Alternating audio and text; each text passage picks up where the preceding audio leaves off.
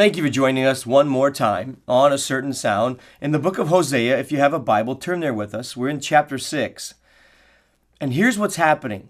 The prophet is speaking to the people, and he's telling them that God has a dilemma, a problem with them.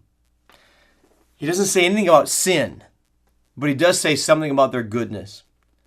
I have to say today that that's probably the way it is in my life many times, that God has a dilemma with my goodness. That word is mercy. That word is kindness. Better yet, that word is bending of the neck. Hosea chapter 6, verse 4, O Ephraim, what shall I do unto you? O Judah, what shall I do unto thee? For your goodness, your mercy, your kindness is like a morning cloud. It's temporary, but it's bending the neck. Your bending of the neck is temporary. Or you could say surrender. Your surrendering to the Lord on a daily basis is so temporary. Your submission, your obedience is not what it ought to be. It's so temporary. It's not that it's not real. When you do have it, it's real, but it's just not, doesn't last. Lord, would you help us to get over that? Well, how? Well, chapter 6, verse 1 says, let us return to the Lord. Let us know the Lord. Let us follow on to know the Lord. So I think one of the answers to this dilemma is to get back to a knowledge of God, a knowledge of Him that will change us, that will give us a new outlook, a new power, a new strength. If we follow on, continue, that means follow on means to press, to pursue, to persecute. In other words, this is not just a one-day event. This is a lifetime thing. We must follow on. Paul said, I press toward the mark for the prize of the high calling of God, that I might know Him, Paul said. How did Paul get to know Him? He pressed. He pursued. And here it says, if we follow on to know the Lord, how can we get to know the Lord better? Now, we've talked about this before. I know that. But there are some other things involved in getting to know the Lord.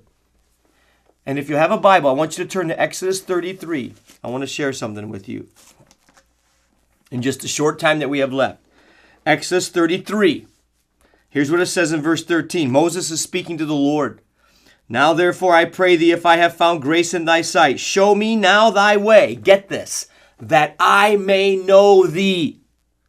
Friends, our submission is like a morning cloud because we just don't know Him. Let us know the Lord, Hosea 6. Let us follow on to know the Lord. It's not just doing it once, friends. It's a lifetime. We must press on. You've got to press on. Don't you stop. You keep pressing on to know Him. Keep letting Him know you want to know Him. But get into His Word. Get into His Word. Here He says this, that I may know thee, that I may find grace in thy sight, and consider that this nation is thy people. Now notice what God says. Here's what God says. Moses wants to know Him, don't you? Here is one of the ways we get to know Him. Notice what God says. He says, and the Lord said, and He said, my presence shall go with thee. He doesn't say, okay, Moses, I'll let you know me. No.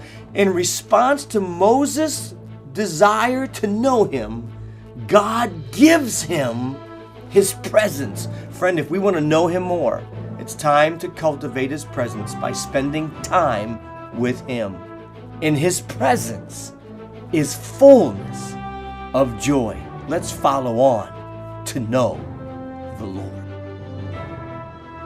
Thank you for watching A Certain Sound Daily Video Devotional.